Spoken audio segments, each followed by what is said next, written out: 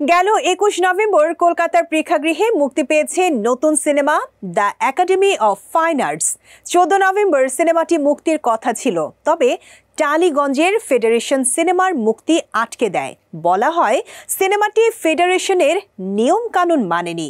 সপ্তাহখানেক ধরে টানাপোড়েনের পর বিষয়টির সুরাহা হয়েছে। অবশেষে গেল শুক্রবার কলকাতার ৩০টি প্রেক্ষাগৃহে মুক্তি পেয়েছে ছবিটি। সো ভিউয়ার্স, এবার দেখে নেব আজকের সিলভার স্ক্রিনে নিউ মুভি আপডেট।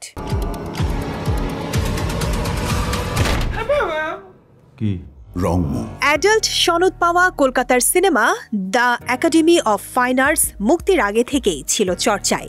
সম্প্রতি অ্যাডাল্ট সনদ পাওয়ার ঘটনা কলকাতার সিনেমায় দেখা যায়নি। থ্রিলারের সঙ্গে এই ছবিতে রয়েছে কমেডির মিশেল, যা বাংলা দর্শকের জন্য একদমই নতুন অভিজ্ঞতা।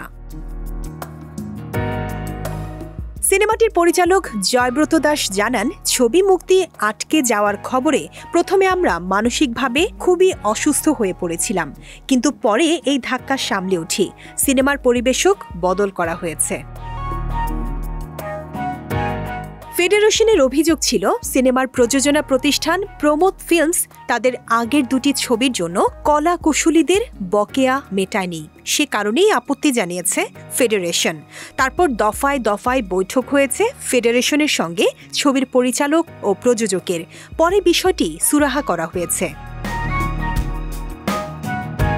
সিনেমায় পায়েল সরকার, রুদ্রনীল ঘোষ, সৌরভ দাস, ঋষভ বসু, অনুরাধা মুখোপাধ্যায়, সুদীপ মুখোপাধ্যায়, অমিত সাহা, অনিন্দ পুলক বন্দ্যোপাধ্যায়, অঞ্জন রায়চৌধুরী, রানা বসু ঠাকুর সহ অনেকে অভিনয় করেছেন।